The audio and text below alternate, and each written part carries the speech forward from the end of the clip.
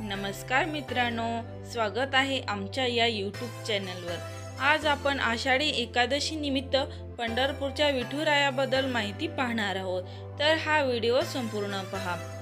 पंढरपूर शहर चंद्रभागा भीमा नदीच्या काठावर वसलेले आहे।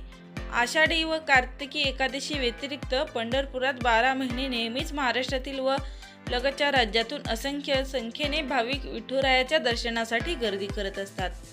आषाढी व कार्तिकी वारीसाठी राज्यातील विविध ठिकाणाहून संतांच्या पालख्या निघून वारकरी एकत्र जमत असतात आणि मोठा सोहळा साजरा केला जातो।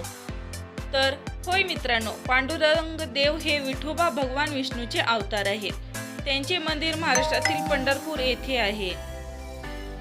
तेथे त्यांचे भक्त त्याच प्रेमाने विठोबा म्हणतात। तर विठोबाला विठोबा का म्हणतात, माऊली या शब्दाचा अर्थ काय आहे ते आपण जाणून घेऊ। माऊली या शब्दाचा अर्थ आईसारखे प्रेम करणारा, निस्वार्थी आणि शुद्ध असा होतो। महाराष्ट्रातील सोलापूर जिल्ह्यात वसलेले पंढरपूर हे राज्यातील एक प्रसिद्ध तीर्थक्षेत्र आहे।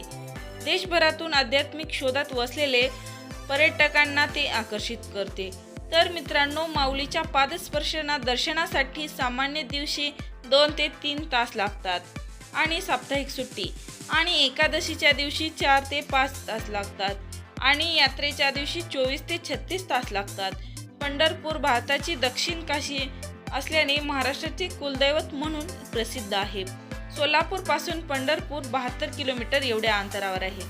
तर मित्रांनो, अशी ही आपल्या विठुरायाबद्दल थोडीशी माहिती तुम्हाला आवडली का? आवडल्यास चॅनलला लाईक करा, सबस्क्राईब करा, शेअर करा। तोपर्यंत धन्यवाद।